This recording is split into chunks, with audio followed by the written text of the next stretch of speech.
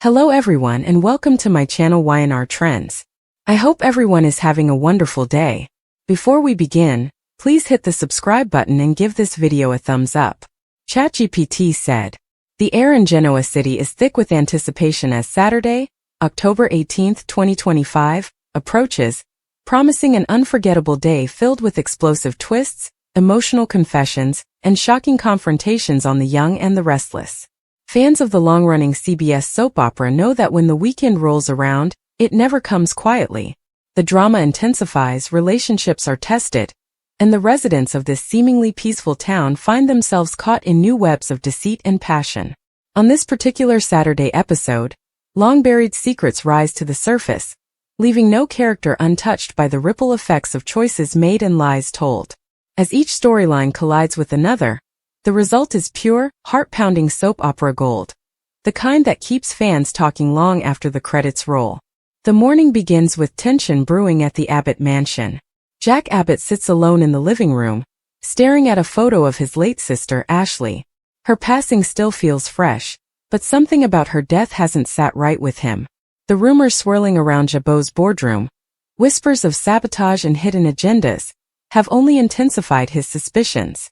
As he sips his coffee, Diane enters the room trying to comfort him, but Jack's distant demeanor sends a clear message. He's not ready to let anyone in. Diane, however, is no stranger to secrets herself, and her unease grows when Jack mentions he's planning to reopen Ashley's research projects. What he doesn't realize is that Diane knows more about Ashley's final weeks than she's ever admitted. As their conversation grows tense, a single line from Jack, "I just want the truth," sets the tone for the rest of the day. Meanwhile, over at Newman Enterprises, Victoria Newman finds herself at odds with her father once again. Victor has made a stunning decision to bring Adam back into the company fold, much to Victoria's outrage. She storms into his office demanding answers, accusing her father of undermining her authority and playing favorites. Victor, calm but firm, tells her that business is business, and that Adam's return is not a negotiation but a necessity. He sees something in Adam that he doesn't see in her anymore. Hunger. Victoria's jaw tightens as she realizes that once again, her father's manipulative games are dividing the family. But Victoria is far from defeated. After all, she has her mother Nikki's cunning and her father's ruthlessness. As she walks out of Victor's office, her eyes narrow, and viewers can see that she's already plotting her next move. Across town, in the modest but warm Chancellor Winter's office, Devin and Lily are knee-deep in discussions about the future of their company. With new competitors entering the market and old rivals like Newman Media circling, the siblings must decide whether to take a risky investment opportunity. Devin's cautious nature clashes with Lily's more ambitious side, and tensions rise when she accuses him of letting his personal life cloud his judgment. He's been distracted lately, not just by business, but by the reappearance of his ex, Elena, who recently came back to Genoa City for a medical conference and seems to have reignited some old feelings. Lily notices his hesitation and calls him out on it, sparking an emotional confrontation between the two. Despite their argument, their bond as siblings remains unbreakable, though the seeds of future conflict have clearly been planted. Elsewhere, Sharon Rosales finds herself in an emotional whirlwind of her own. After weeks of pretending she's fine, she finally admits to Mariah that she's been struggling with loneliness since Chance ended things with her. The coffee shop may be busy, and life may look perfect on the surface, but Sharon's heart feels empty. Mariah, worried about her mother, encourages her to open herself up to love again, perhaps even with someone unexpected. That someone might just be Nick, who's been spending more time at Crimson Lights lately, seeking her advice about his messy personal life.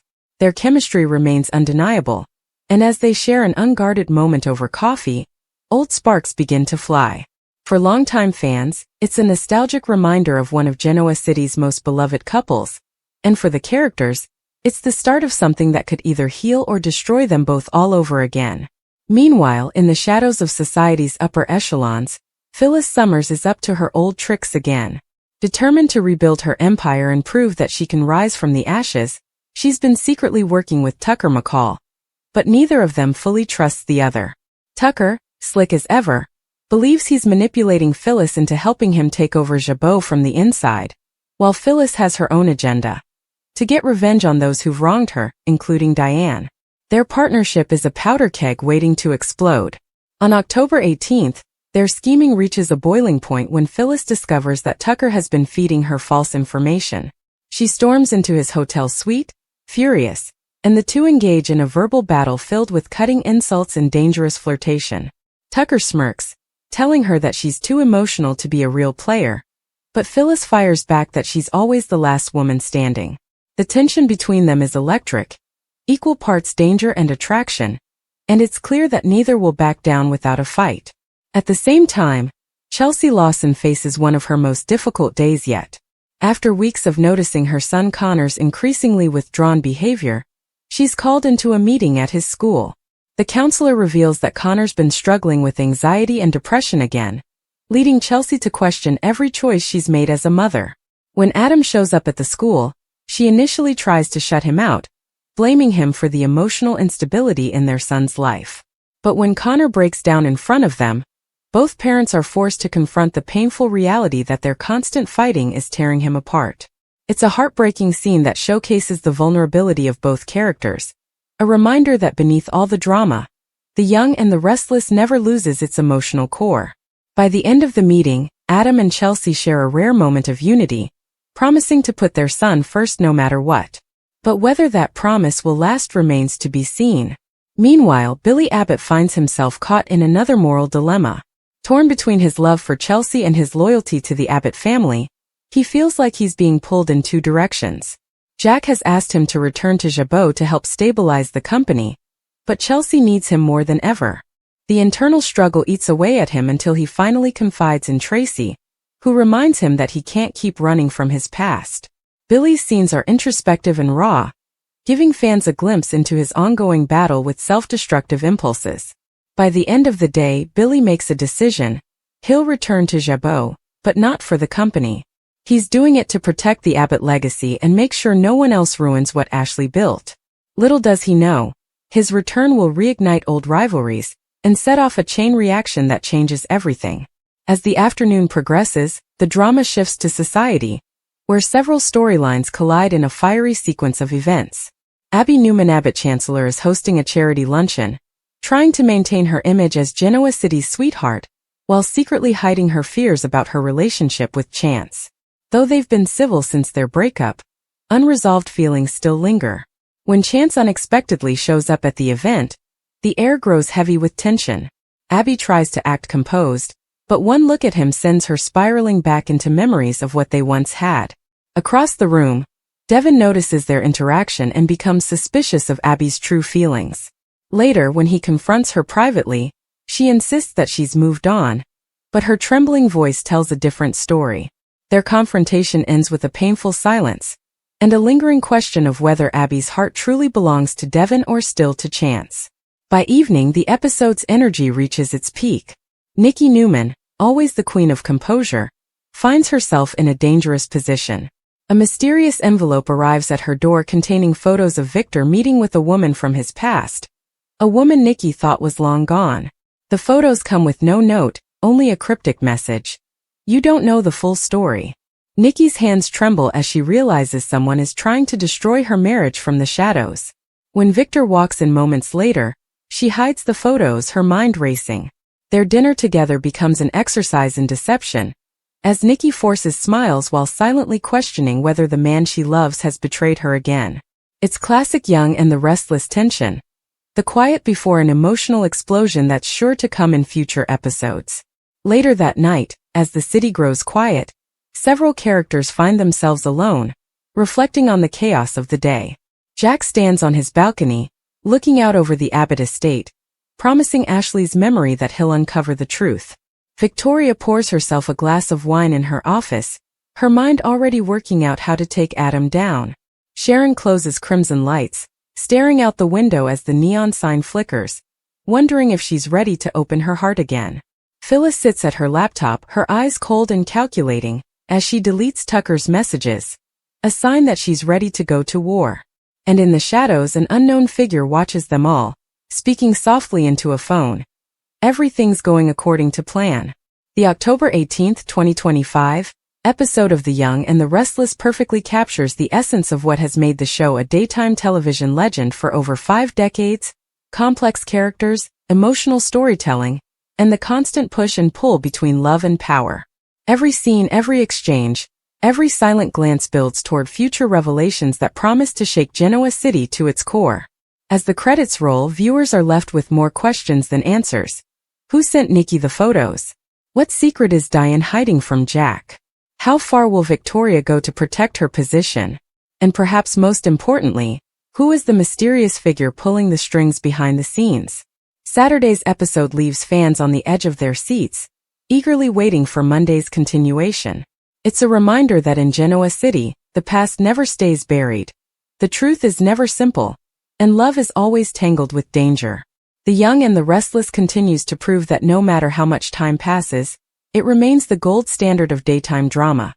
A show where every smile hides a secret, every promise has a price, and every heartbeat echoes with suspense. The faint, first light of a Genoa City dawn does little to pierce the profound exhaustion that has settled over the city like a shroud, a lingering residue from the seismic revelations of the previous day. A day that feels both a lifetime ago and as fresh as an open wound. A day that has irrevocably altered the landscape of countless lives and set in motion a chain of events that this new Saturday, October 18th, will now have to bear witness to. A day of picking up the pieces, of frantic searches, and of cold, hard reckonings.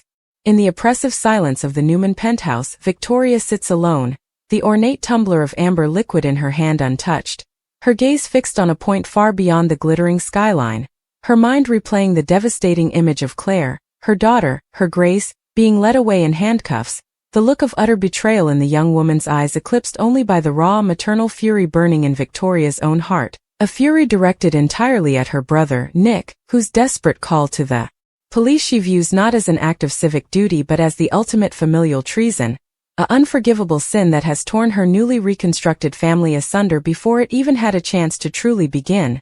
And she makes a silent, solemn vow to her absent daughter that she will move heaven and earth, and dismantle Newman Enterprises brick by brick if she must, to secure her freedom and bring her home, no matter the cost or the collateral damage. Across town in the stark, sterile confines of a Genoa City Police Department holding cell, Claire Grace herself is awake, having not slept a wink, the coarse blanket provided for warmth lying in a heap on the floor as she prefers the biting chill of the concrete room to the false comfort of its scratchy fabric. Her body trembling not from the cold but from a volatile cocktail of fear, confusion, and a strange, burgeoning sense of relief that the charade is finally over, that the weight of the secret she has carried, the lies she has lived, has been lifted, even if it has been replaced by the crushing gravity of incarceration and the looming specter of a lengthy prison sentence. Her thoughts a tangled web of memories, of the mother she never knew, of the manipulative whispers of Jordan, of the brief, glorious glimpse of a real family she experienced with Victoria and Cole, a glimpse that now feels like a cruel, beautiful dream from which she has been violently awakened. Meanwhile, Nick Newman paces the length of his living room like a caged tiger, the rational part of his brain, the part that logically understood that turning Claire in was the only sane and legal course of action, now being shouted down by a deafening chorus of guilt and doubt. His brotherly concern for Victoria warring with his paternal instincts to protect his own children from any potential threat. The crucial seconds, the act itself, were there, preserved in horrifying detail.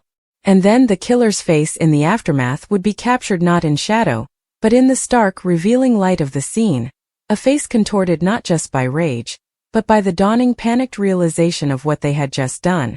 This was the image burned into the minds of the investigators, a secret they carried with the weight of a tombstone. The slow, agonizing build-up to the public revelation was its own unique form of torture for those left in the dark. Victoria Newman, Noah's fiercely protective sister, paced the floors of her penthouse, her grief curdled into a sharp, relentless fury, demanding answers from a police force that offered only placating assurances. Nick Newman, their father, a man familiar with loss but never a pain this profound, retreated into a silent, stormy anguish, his eyes scanning every face he met with a newfound, heartbreaking suspicion. Sharon, Noah's mother, felt the absence of her son like a physical wound that refused to heal, and the lack of a name, a face to assign to this bottomless pain, left her adrift in a sea of what-ifs and nightmares.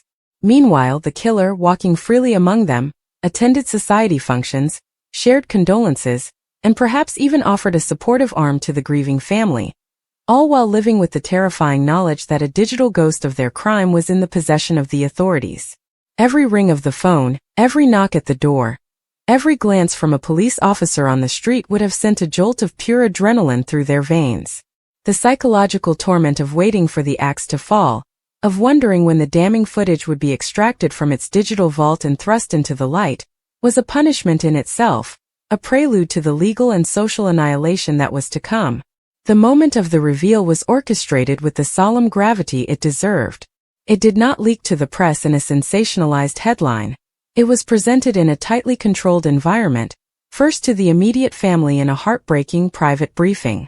The chief inspector would have gathered them, Victor, Nikki, Nick, Sharon, Victoria, in a quiet room, his demeanor somber and direct. He would have offered a warning, a final chance to brace themselves for the unthinkable, before turning the monitor. The playback of those few seconds would have been the most devastating silence any of them had ever endured. The gasp that ripped through the room would have been collective, a sound of pure, unadulterated shock, as the face on the screen registered in their minds. It was a face they knew. It was a face they had broken bread with, had shared laughs with, had trusted. The betrayal was so profound, so absolute, that for a moment, it would have overshadowed even the grief. The killer's identity was not that of a faceless stranger or a known criminal from the rival underbelly of Genoa City. It was someone from within their own circle, a revelation that recontextualized every interaction, every memory, every shared moment with Noah, casting it all in the sinister, horrifying light of ultimate deception.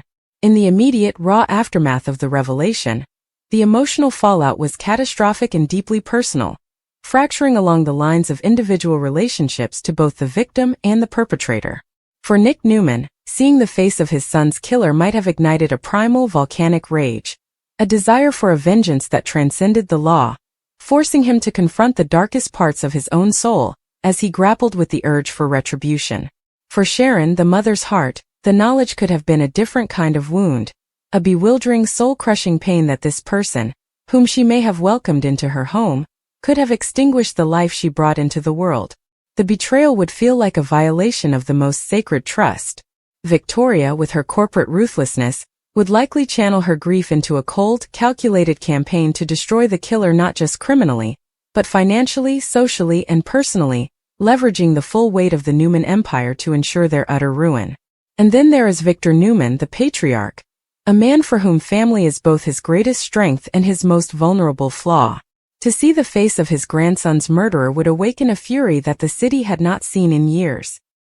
His response would be chess, not checkers, a long, intricate, and merciless game of manipulation and power, ensuring that the punishment he orchestrated from the shadows would be far more creative and enduring than any prison sentence.